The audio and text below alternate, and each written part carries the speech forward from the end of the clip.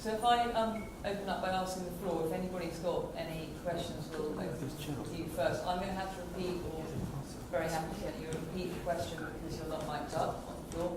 No, they're very low. Great.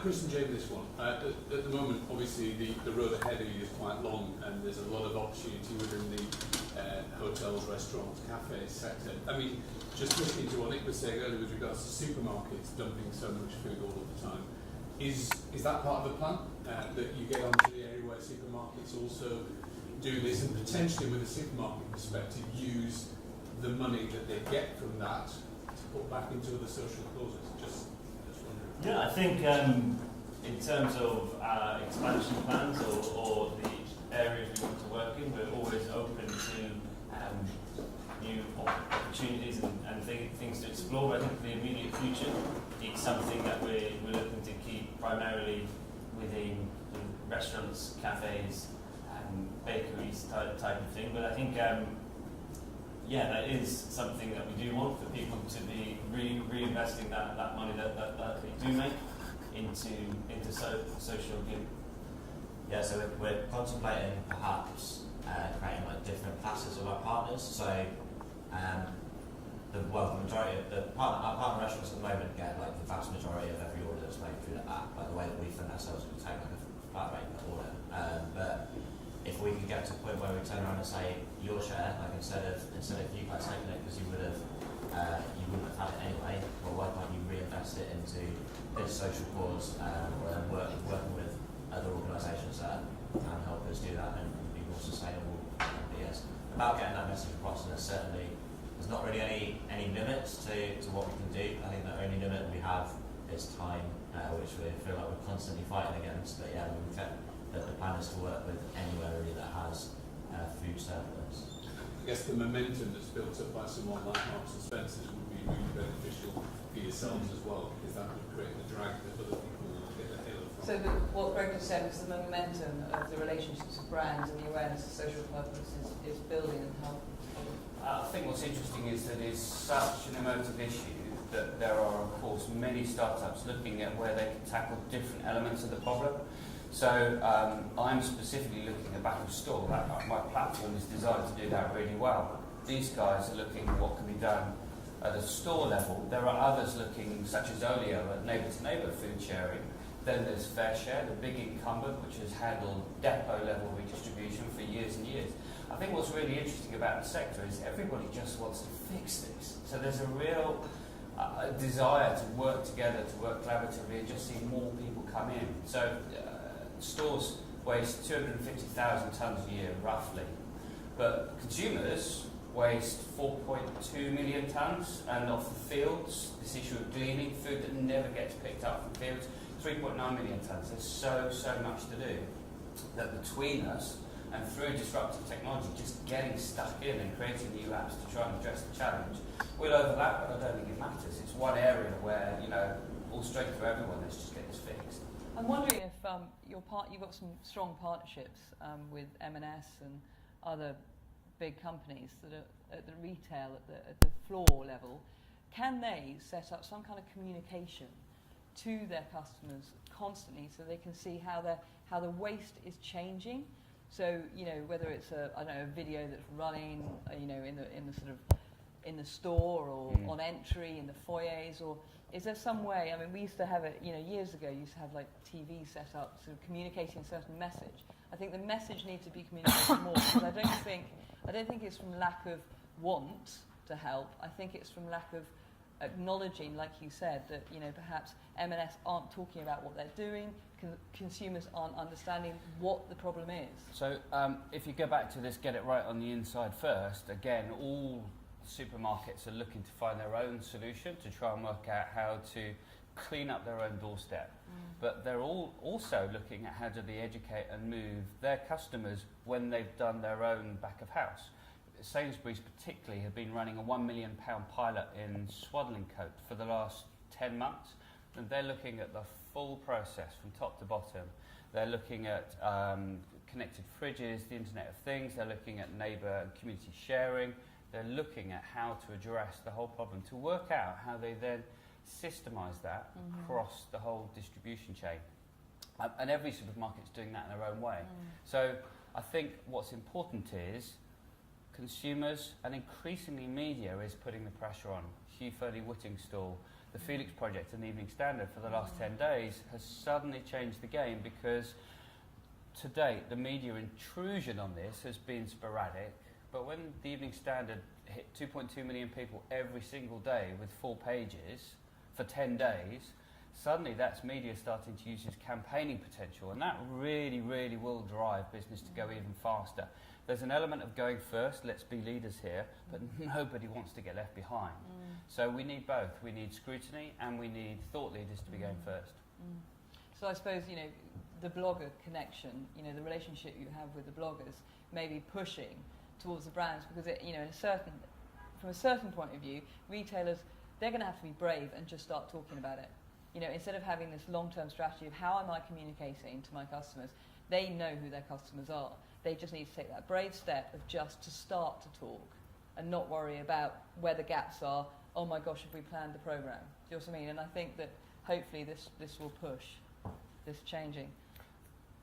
The challenge for a business is that, particularly big businesses, it takes a while to turn the supertanker.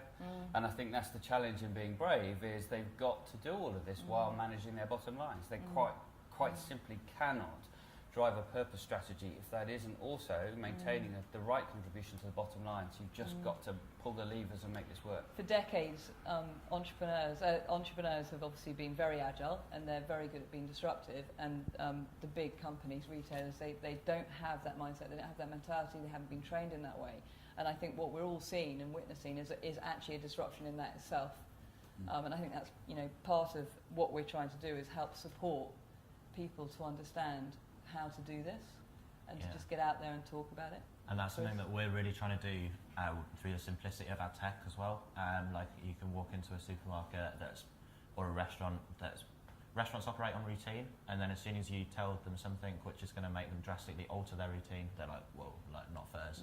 But then when we can sit down and show them how simple it is and how easy it is to use, whether it's like a small independent or like a large chain or hopefully one day supermarkets, and explain the simplicity of it all, then they can realise, well, perhaps actually we can at least give this a go. And then it is about being the first mover, because we've shown that there's a demand for it on a consumer level, and that this is a change that society wants to see. But it's whether or not the big guys can step forward and make the difference first. What about special diets? I mean, obviously, as you touched on the fact that it's a sort of the well-being and health, and obviously this big massive trend that's happening is the free from. And I think you probably know One Aldwych in London has 3 months ago it changed its entire menu. It put in a new kitchen, and along that the whole menu is free from gluten and what's the other one? It'll just be gluten. So the entire menu is free from. So what they've done is they said you can have delicious Michelin kind of standard of food and be free from. So it caters to all those that are free from, but also those of us that aren't, we get a really decent meal. I mean, One Aldwych is a top restaurant. So in your app, have you got, have the algorithms been kind of created to adjust to me as a consumer of my food types rather than running through the list? Because is it locational only at the moment? Well, I guess at the moment, you touched, we've all sort of touched on it, is about stores being brave. And I think you can look at things like the likes of Deliveroo and Uber Eats, and that there was something maybe 4-6 years ago which people just would never wanted to take part in. But that now has become the norm to have your food delivered from Michelin star or style restaurants. So I guess what we're finding at the moment is some sort of pullback from restaurants. So for us, we need to make a platform which is as simple as possible for restaurants to use, so it isn't as disruptive to their daily working. So in that sense, we've made it as simple as possible for restaurants, and then once it becomes something that is normal for them to use, we can start introducing filters for dietary reasons, because at the moment it's it's quite a big ask, I think, to ask a restaurant to go around and identify how many portions, you know, if it's 5 portions, which one is gluten-free, which one is soy-free, and so on and so forth. Yeah, there's 14 different. Yeah, it can be quite a long task, and then it becomes something which isn't commercially viable for themselves when you think of the labour intensiveness that involves. So there are places which we do work with which are strictly gluten-free restaurants, which would cater to certain dietary requirements, but at the moment there is not the option to sort of search via diet, and I think with the nature of it being surplus food, you don't really know what it's going to be. Thanks. So one issue we haven't touched on being brave, and it's the biggest issue, I'm surprised it doesn't come up, is food security. So this is all wonderful, but there is a real risk to these brands. Now, from a back of store perspective, the way Neighbourly works is the charity collects, they complete and report on what they've got, and we're relatively closed loop. But we still can't do fresh, because you've got to be able to guarantee that product stayed in a closed loop system all the way through, because you just can't face that fear of litigation. So that then raises all sorts of questions that we're working with the FSA and RAP on, which is, what about date stamping on food? Nobody knows, nobody understands, and if a sandwich was good at midnight, is it really not good at 10 minutes past midnight? So you've got to challenge the way the system works, and you're absolutely right. This is systemic change to the way business is set up to run with really tight tolerances on margin. So there's the big issue of making sure that everybody stays safe, and that's, whilst you might have an ambition to be brave, you've simply got to walk quite carefully towards doing the right thing. Waste is, you know, the deprivation of profit. I mean, that's the bottom line. So the fast food outlets have the biggest profits because they have the least waste. And it's the same for the retailers. If they can minimise their waste, they're spending on that 19 million costs, aren't they? They're part of that. And if in theory, if they could save on waste, they could add that to increasing, you know, community, you know, environment, or decrease maybe even their own margin that they're charging to the customer directly. But that brings me on to, you know, the future of Jamie and Chris, your company. What's the context with building with other brand partners? So Uber Eats, you mentioned Deliveroo. If you look at the New York market for a second, they have expanded that category massively. It's grown to the point where, you know, for any number of people, I can't remember the name of the company, but any number of people, you can have a chef come into your kitchen, bring the food, set it up, feed you, wash it up, go, you know, for any type of, because obviously New York, the environment there is very much, you have a kitchen, you never use it, because it's cheaper to eat out. So from that perspective, I mean, that opens up a whole new area, presumably, of revenue in the shorter, longer term. Yeah, I mean, I suppose for the time being, we're very much focused on what we want to achieve, which is just reducing food waste and help spread the concept nationwide. The first question that lots of people ask is like, "Oh, do you guys deliver?" But the straight up answer to that is like, no, like not at the moment, and we haven't. But we really know who does. But they know who does. But also, it's the trade-off between convenience and like affordability and price. So. Yeah, we're not really targeting like the same, well we are in a sense, but we're not expecting all of the users of Deliveroo to essentially use Too Good To Go, because if you want to pay £20 for someone to bring a meal to you, then yeah, that's fine. But if you want to pay like £2.50 to go and collect it, that's what we're reaching out to, and we're trying to bring the human touch back onto food service, because I understand it's far that, too easy. But there's social purpose, yeah, so there might be people out there, or customers out there, or even companies out there who support you from a social purpose perspective, but they can't, because the convenience of wherever their workplace is or their function of their day, they can't actually get out and go and pick up the food. But they would love to, let's say, pick up 10 meals at 2:30 and have a workshop in their company or whatever it might be, so they're delivering to the social purpose. But it's, you know, I can understand, you know, your company's just started. I mean, you've started and you've launched so rapidly quickly. It's amazing what you've done. But if you could present the business case to Deliveroo or the delivery companies of saying, guys, we've got this, we're starting up this movement, that you called it, help yourselves, we need to join, but you do the hard work, and let's have, you know, it's a platform. Isn't that the point of platforms? It's about how many people can actually work and operate within the platform, more the merrier. No, I think completely, and those are conversations we do want to be having. but I think we are so small Yeah. at the moment that it's kind of like a little kid knocking to the grown-up table, asking people to listen to us. But no, that really is something that we do want to explore. And again, that is something that there's so much scope for us to be working with different people.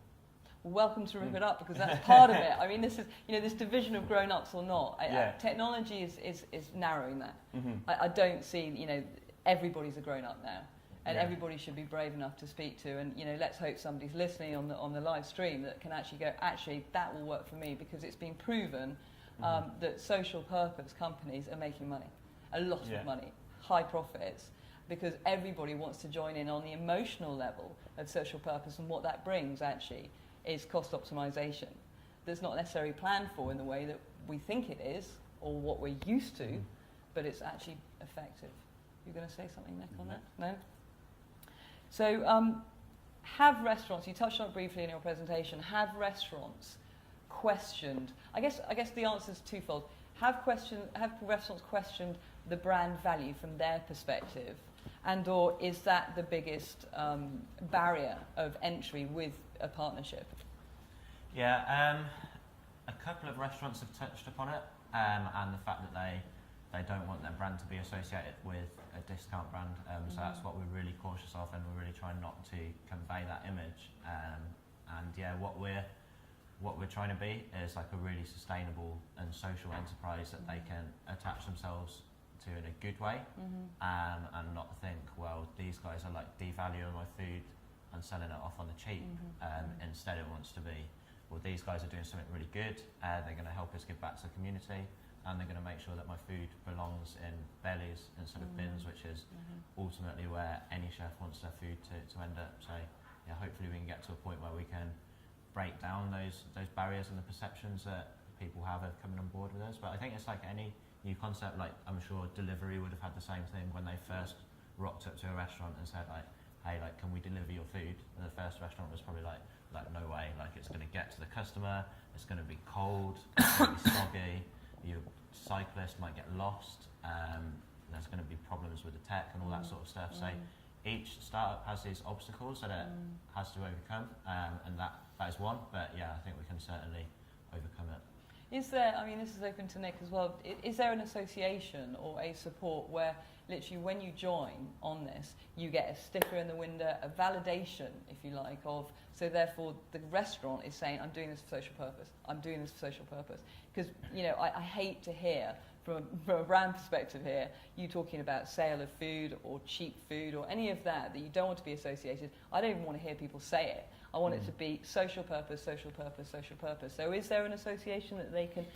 It depends on your brand story. I think a lot of companies are being very careful not to be perceived as greenwashing. And if you're too deliberate and outward to celebrate the stuff that many consumers think you should just be doing, you can fall into traps. Right. And I think that's certainly true of bigger businesses who are just trying to make sure that the story is discoverable and told back by their staff and their customers. It's massively more powerful if your staff within their communities are talking about the authenticity by which the business is now operating and to what degree they're empowered to come and help.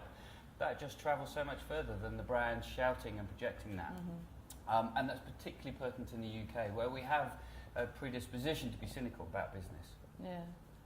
I think on that very subject, as soon as you start giving something a label, an accreditation or a certification, it almost devalues it.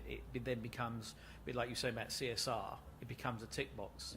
I'm a runner in an environmental printing company, and we get approached by so many companies who want us to do things for them. And the bigger the company, the more they want for free. So they'll say, well, we're doing it, and we're doing it for environmental reasons, therefore, can you help us out and supply it free? Well, no, you need to walk the walk. We're a sustainable business before anything else. We are a business. We've just chosen to do it in a best practice way, in our opinion. And so it was nice to hear you saying that fundamentally we're a sustainable business. You need to make profits, otherwise the more high profile you are, if it fails, it has such a negative impact on the whole kind of movement, if you like, because it didn't work. There's no point in pursuing that kind of, gobbledygook. It just doesn't work, So I think that's important. Yeah, exactly. Go on, Nick. add to that point also, I guess you don't want to fix food waste to a point that there's always going to be surplus.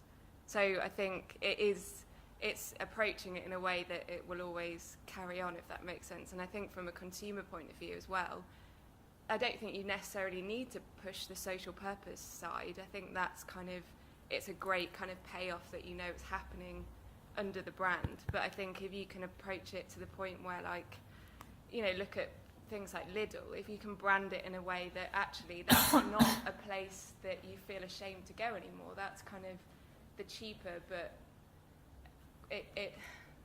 it's a brand that you're not ashamed to be a part of, if that makes sense. I think there was a statistic that house prices had gone up now if you were by a Lidl instead of by Waitrose. You know, I think actually as a brand you can approach the cheap. You know, you don't want to shout cheap, but there is a way of doing it, if that makes sense. So this is really, really hard to model, and I said I'd come back to sentiment, but you're absolutely right that when you act in a purposeful way, regardless of whether you choose to project it, it gets discovered, people's opinions of you change. When you talk about the concept of loyalty today, very few people are loyal because of the piece of plastic they carry in their wallet and the points that you get. They're loyal based on A, convenience, but B, what do you stand for? And that's tracking really, really quickly. And so what you're seeing is this concept of purposeful business sits somewhere in between corporate reputation and marketing, but actually is increasingly getting owned by the chief exec because it's the one lever they can pull to fundamentally change performance. So it is about discoverability and the consumer's growing perspective on what is hygiene. There are so many companies that do incredible things through their supply chain, through their communities, and they publish that in their big report, which is now not CSR, this is about our purposeful business report. And people go, yeah, good, thank you. But what are you actually doing to make a bigger, amplified contribution? It's moving so fast, but it's moving in footfall, and that's what counts. Which, because we're talking now at the moment about, you know, this is all about the social purpose. Could you just touch on B Corp, because that's really interesting. I keep coming across it maybe once or twice a year, like very rarely, basically, considering, you know, the footstep we have. Can large companies like PLC companies, retailers, can they have a section company that is B Corp where they could actually siphon this and therefore use it to their advantage, not for the shareholders' advantage, basically? So is that possible? No, you're not allowed to be a B Corp within one function, one brand, one silo of your whole operation. The whole operation has to stand for the values of what a B Corp is all about. But what's really interesting is Paul Polman at Unilever has said, I want Unilever to be a B Corp. Ben & Jerry's already is. But he knows it's going to take at least 10 years to get there because of all the super tankers in the world, that's a fairly large one to turn around. And B Corp is an accreditation process with a really stringent scorecard that reviews every aspect of the way you run your business, the suppliers you use, the building that you're in, is it environmentally friendly, how your staff travel to work, everything is scored, and you have to score over 80 out of 200. And it takes probably about 3 or 4 months to get through the process of becoming accredited. So it isn't an easy thing to do. But Unilever and Danone and others have formed a multinational advisory panel to try and work out how to step towards the ambition to be a B Corp. And that's such a massively strong signal to everybody to say this should become, B Corp should eventually disappear because simply every business is run sustainably for the sake of the planet. But it'll take a long time to get there. Most B Corps now are the disruptive startups. It's easier for them to hit all of those boxes because they start with positive intentions as to their place in society. But is it a shorter break? You talk about 3 months. Is it one of those sort of governmental? Because what I've been told is it's not actually as governmental as normal. So the administration that you go through is not as heinous as normal. So for a startup, is it still 3 months? Is it still laborious? How much of your time did it take? I suppose that's the end-to-end process. You do an online survey, it takes about an hour and a half to get a feel for whether you could pass and gives you an idea of the sorts of things where your score is being let down. I suppose it comes down to, are you genuinely living it or not? If you're not, you're going to need to do a lot of work to change your policies and to perhaps rewrite some of your employee handbook or whatever it might be, in order to then go for the full accreditation process, which is a much longer phone call. So I suppose the point is, it's a real thing. It isn't a badge that you can buy. It has to be lived. And you're also committing to a process of continuous improvement. But I think you're also committing to the movement. Yeah. Once you become a B Corp, you can't let anybody else down. You've got to continue to take steps on the journey towards demonstrating even more contribution as every month goes by. Yeah, and I think, you know, we're talking about cultural transformation a little bit, aren't we? Because I think some smaller companies don't have an employee handbook. They don't have certain steps that you have to go through. So they have to just create one. And obviously then they get to the point of understanding it doesn't need to be as vicious as, you know, perhaps Unilever, but there needs to be one. So, gosh, suddenly we're building our own values within the company. And, you know, from a brand perspective, obviously that's the greatest thing, because everybody knows what their proposition is. Everybody knows what their values are. You will then, in turn, attract the right people to your company. So you won't have that turnover loss and all the other things that you have to sort of cost control in a company. And I think that's aspects of, you know, why Bport was, you know... And also, back to the point of scrutiny, you can't get away with running a business as a Victorian workhouse anymore. You will get called out, and that's happening more and more and more. So that combination of pressure from scrutiny, pressure from your employees and the people, if you want to attract the best talent, you need to be running a business that has its values in line. Otherwise, you simply won't get the people that you want. So in that line as well, just building on from good government, so, you know, what is the government doing with regards to either helping people become B Corp, if they are, and or this waste, this £19 billion worth of waste. We've got a deficit of, what, 84 billion? That's quite a large chunk, considering it's waste. You know, do we know what the government's trying to do to eradicate it? So, go on. Yeah, I was just going to say, firstly, on the B Corp thing, I think it's really interesting, because it's popped up a couple of times this week already, and it isn't something that, on the government raising awareness of it, it isn't something that we even knew about when we registered, because of us like just starting out. We were like, oh, what are we going to do? Let's just create a company. Didn't even realise too much about community interest companies. Didn't know what a B Corp was or a KIC, basically. So it was just like, we're just going to make a company and then take it from there. And then realised like later on down the line that might not have been like the best avenue to go down, but then as soon as we can look into switching it up, like, be really interested to speak to Nick about how to become a B Corp, because I think that's something that we would certainly like to do.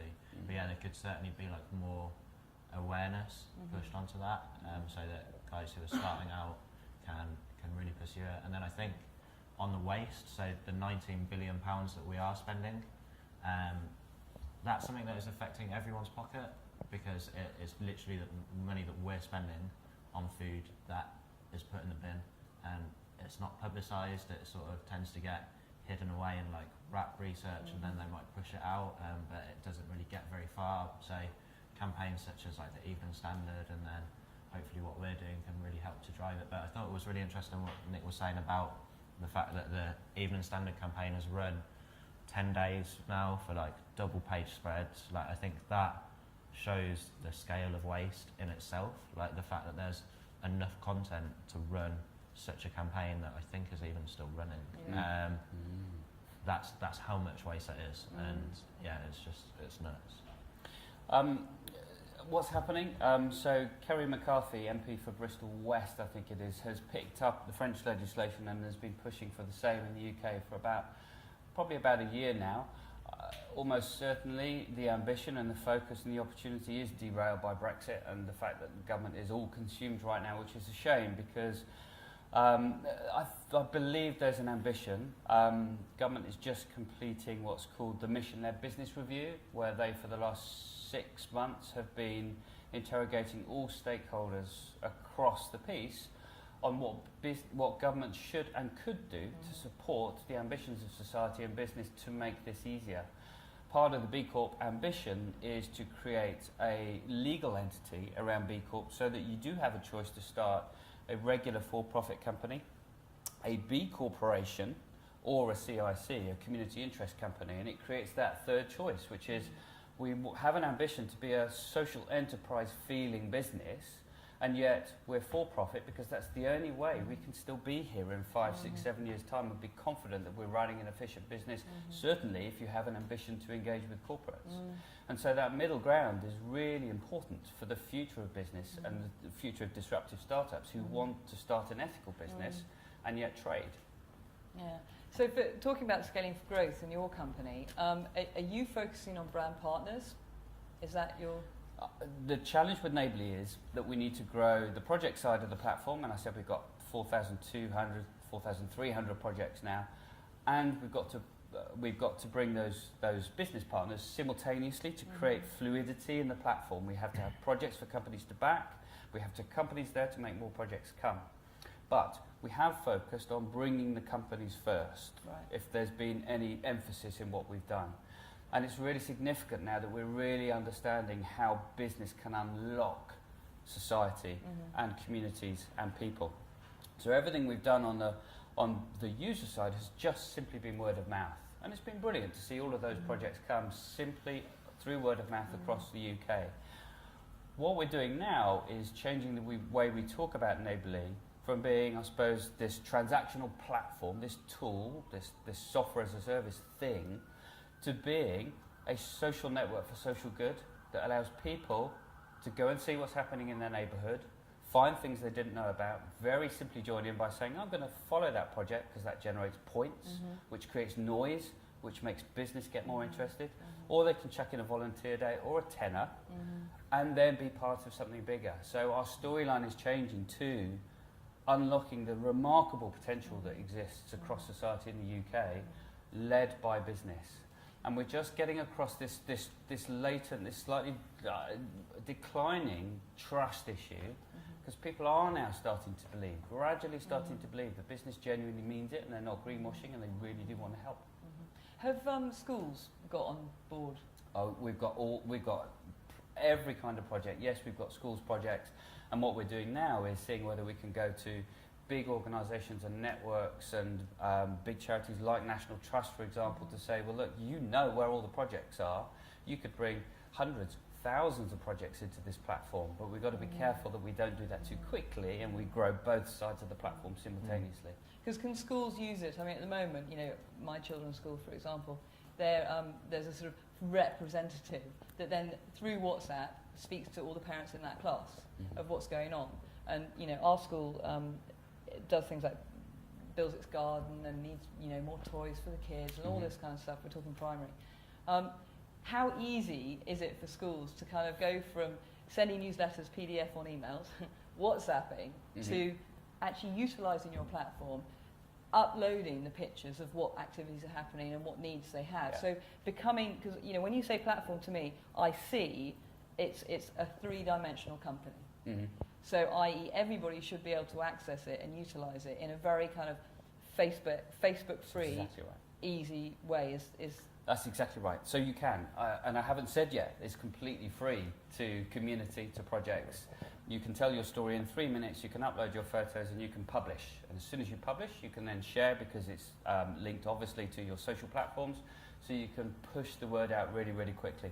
And that's why we've got 4,300 projects who just said, well, look, I'm used to writing grants. This is applications. This is really easy. I'm just going to tell the story here and get people involved and see what happens.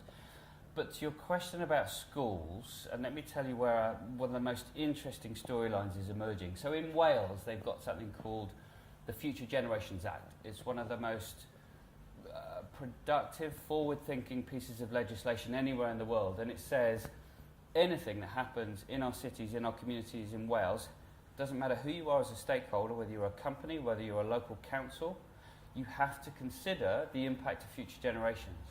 And so now you've got cities saying, we've got this act, let's think about how we can pull in schools with companies to think about how we change the curriculum so that, for example, when you educate year 8 on energy use, you bring in the local energy provider to the school to say, well, let's look at the bills, how could we save money? And you make it a far more integrated experience. It's providing a platform to bring business in a really positive way. And that, again, when you talk about unlocking potential, that's where collaboration at a community level gets really interesting. Absolutely, absolutely. Greg? Yeah, very quickly, hopefully a simple question for you, Nick.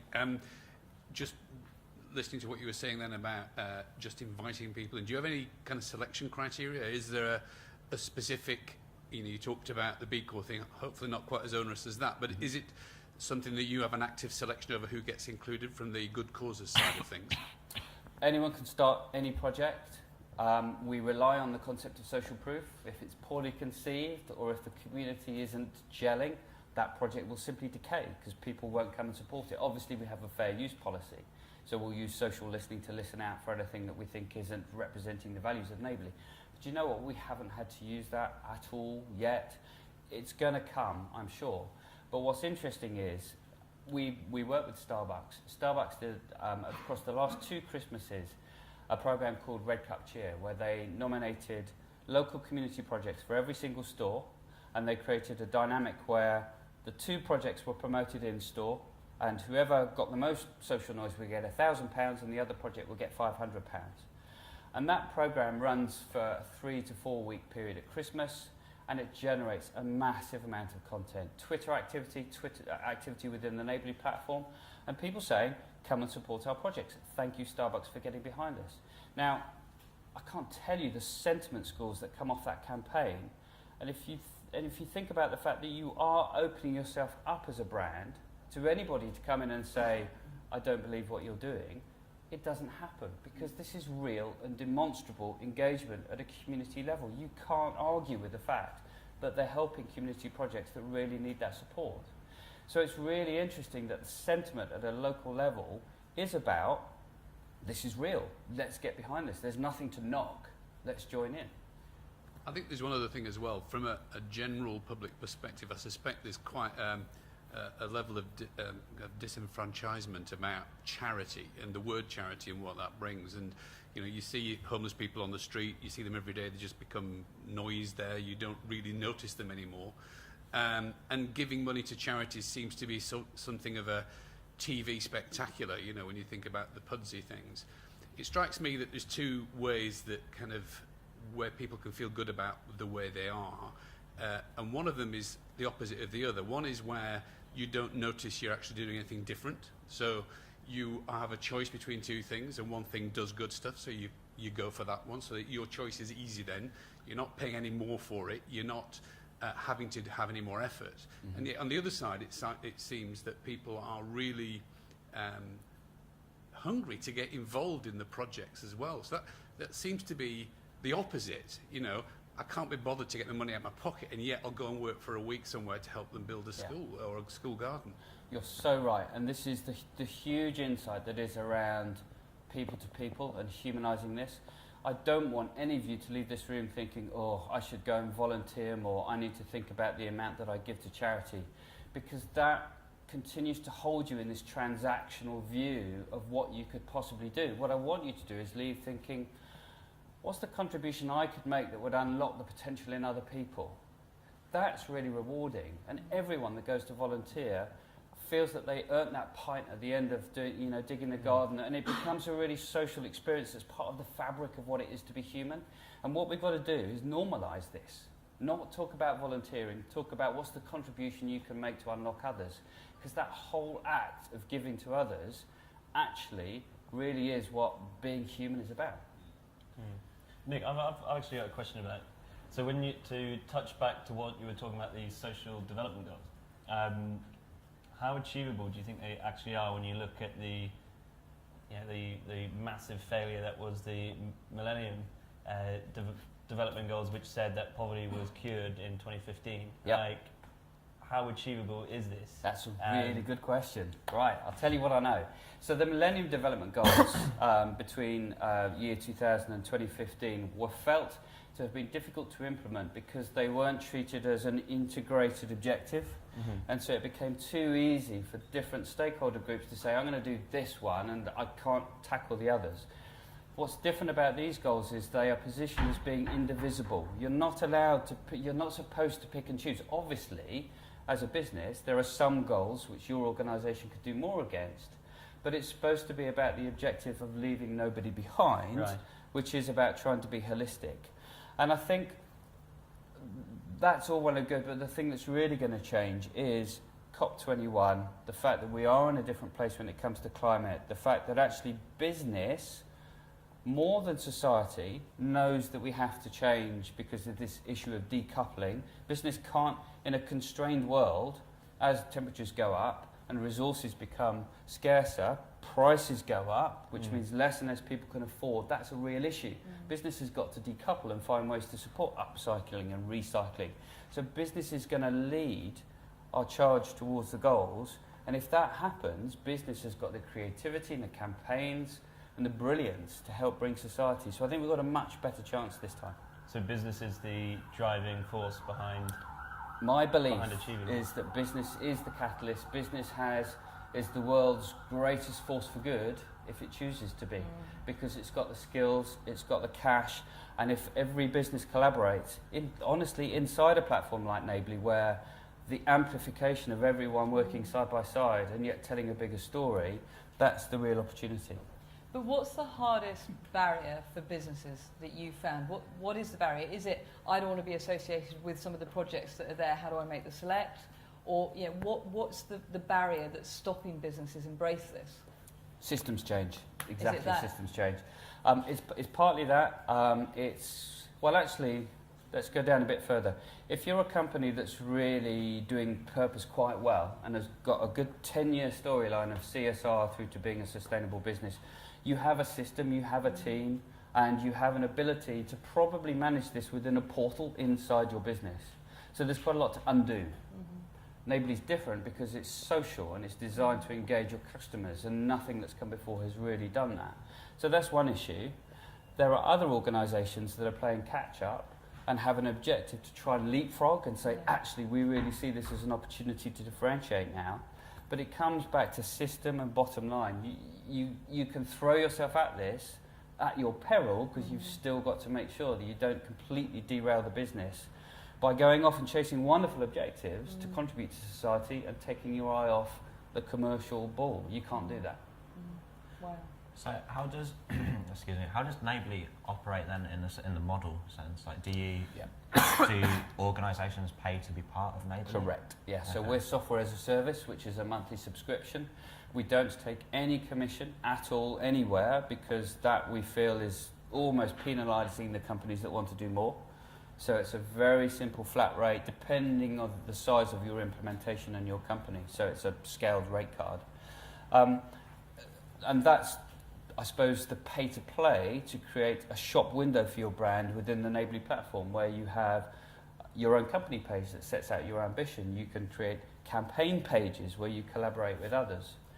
But interestingly, and the journey that we're going on and we'll work out as we go, is as the scale of our network grows, we do become a media channel. We do potentially become a social network for social good, and that takes us into a different space with regards to the cost per click opportunities that we could have further down the line. What's important to say is, from a trust perspective, no advertising.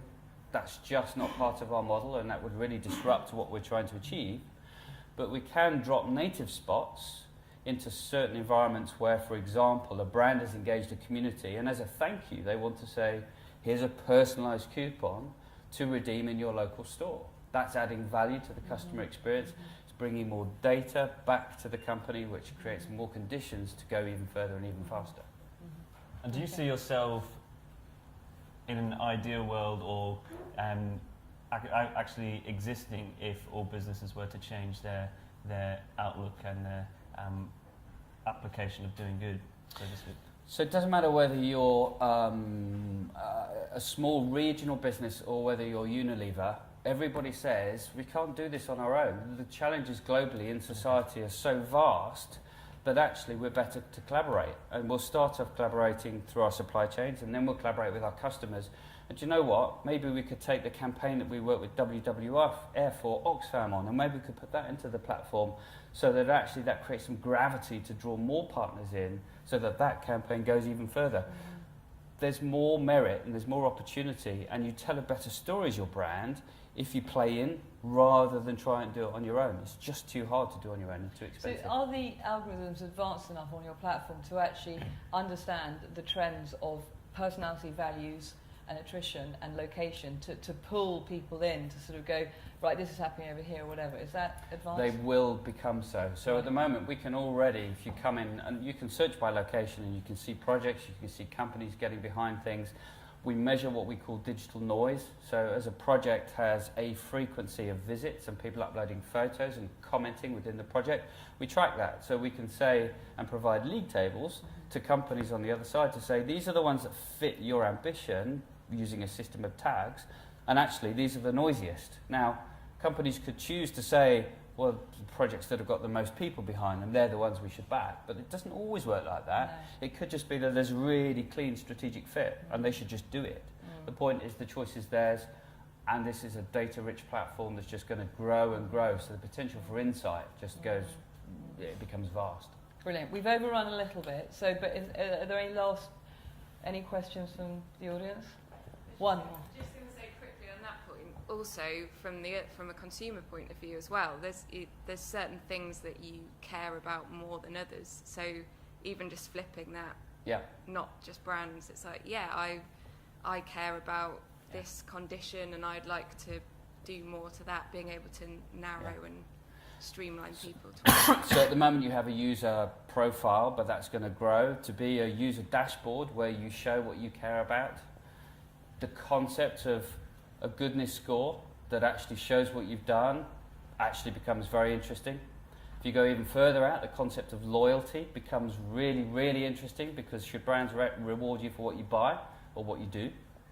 So the journey that we can go on from a user's perspective to say, actually, this is your platform to just help unlock your potential, gets really, really exciting. So you can see this is going to, we've got a while to go yet on this. I do wonder if that goodness score is something that, for example, if you linked up, that restaurant gets the goodness sticker.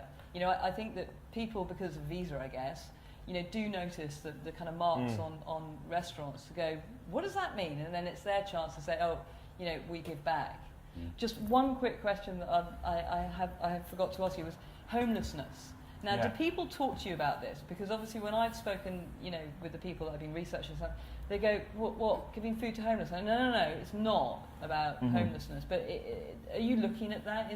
What's your... Well, that is, we do have a charitable arm of the app which does address, seek to address food poverty and homelessness itself. But I think the important thing that we're trying to do is bring the consumer into an issue of food waste. So we're essentially a single issue movement, and I think it would be quite arrogant of ourselves to say that we could tackle food waste and poverty at the same time.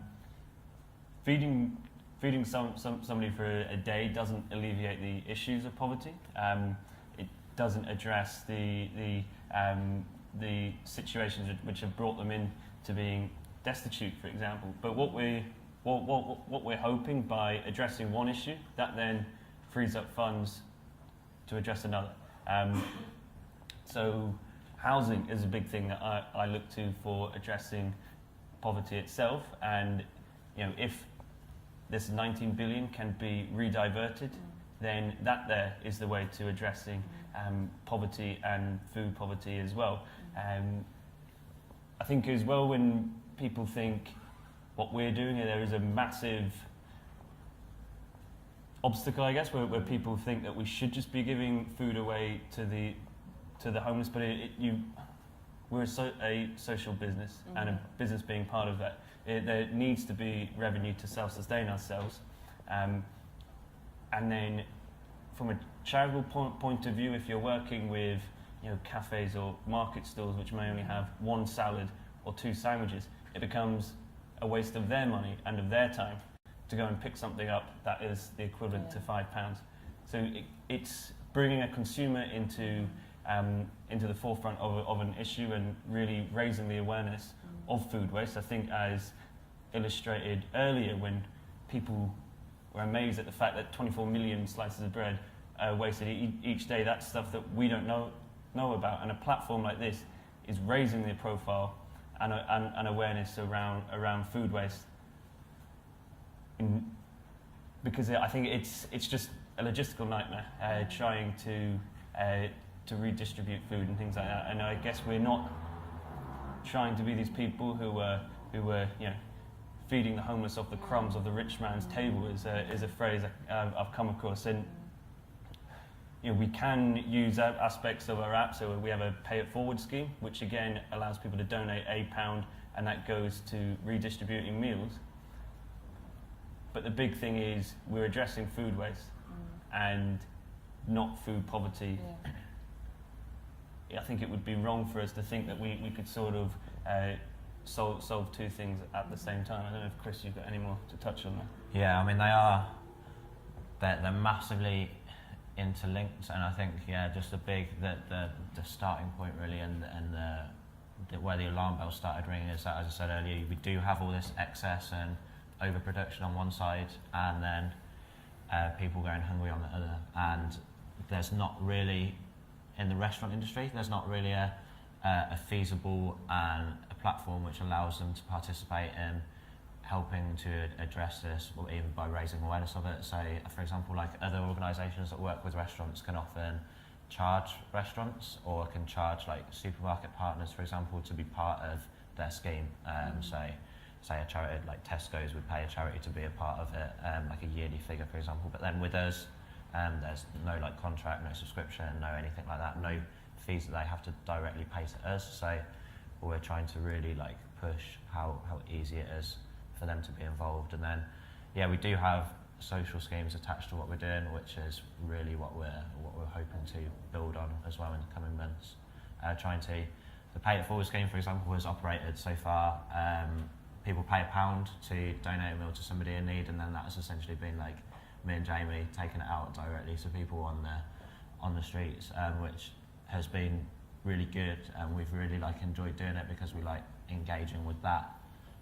But we need to find like more structured ways that we can make that a bit better, because it's a bigger problem than two guys running around the streets giving food to people. So well, that's a project that could be on Neighbourly. Yeah, you beat me to it. You beat me to it. If people want to help, you could create an ambassador scheme. You could, if you had a portal that could organise those volunteers, bring your project, put it on Neighbourly. That's us working together. Done. Brilliant. Well, I think that's a really good close. Thank you very much to everyone for sparing your time on a Friday morning, and thank you to the guys.